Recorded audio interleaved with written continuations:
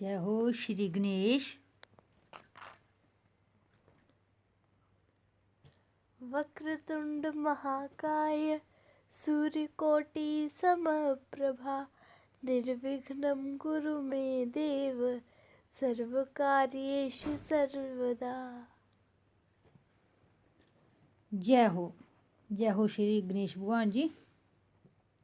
सारे काम सारे संपूर्ण करेओ ते कोई भुल चुक होग ते माफ़ करेओ। सभनें साथियें गी करवा चौथी दियां मतियां मतियां बधाइयां ते हर साल मेरियें स्हेलियें भैनें गी इ'यां गै सुखे सुहाएं एह् ध्यार औंदा रवै। ते एह् सभनें थमां पैह्लें बर्त दी शुरुआत एह् थाली मनसियै ते सस्सू गी दिंदे, पर जेह्दी सस्स नेईं होऐ तां ओह् अपने कुसै बड्डे घरै दे कुसै गी देई सकदे। ते साथियो अज्जकल इस ध्यार दे उप्पर मतलब इसी ध्यारै गी लोकें बड़ा इक फैशन दा रूप देई ओड़दा ते साढ़ी इन्नी कोशिश होनी चाहिदी कि इसी इक फैशन दा रूप नेईं, इसी अस पूरी श्रद्धा ते भगती कन्नै मनाने दी कोशिश करचै। मतलब कि जि'यां फैशन दा रूप तां आखेआ में कि जि'यां मतलब इक दूए गी रिस्सो रिस्सा कि उस शैल सूट सेआई ओड़ेआ, अ'ऊं कि'यां रेही पिच्छें। इस गल्ला मतलब अपने फैशन दे मेकअप पर आधारित बनियै रेही दा एह् ध्यार। ते लैओ दिक्खो हून चांद दे दर्शन करी लैचै।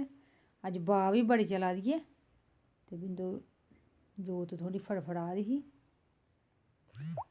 ते चंद्रदेव होर आई गेदे न ते शुकर मनाओ चंद्रदेव होर आई गे न, की जे बदल बड़ा हा सवेरे दा गै।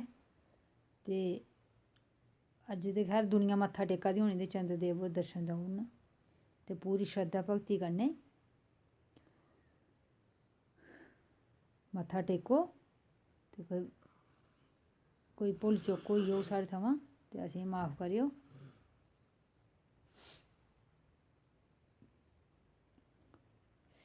जय हो चंद्रदेव।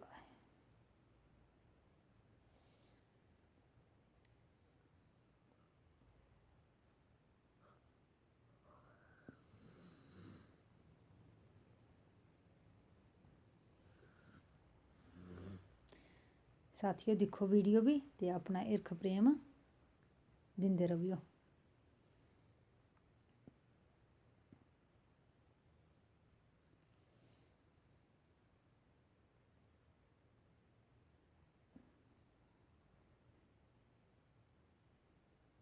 धन्नवाद साथियों, इक बारी फ्ही मता मता तुं'दा सभनें दा ते कन्नै मतियां मतियां इक बारी फ्ही मबारखां ते देओ अपना आशीर्वाद ते चैनल गी लाइक ते सब्सक्राइब बी करेओ ते अपने साथियें थमां बी करवाएओ।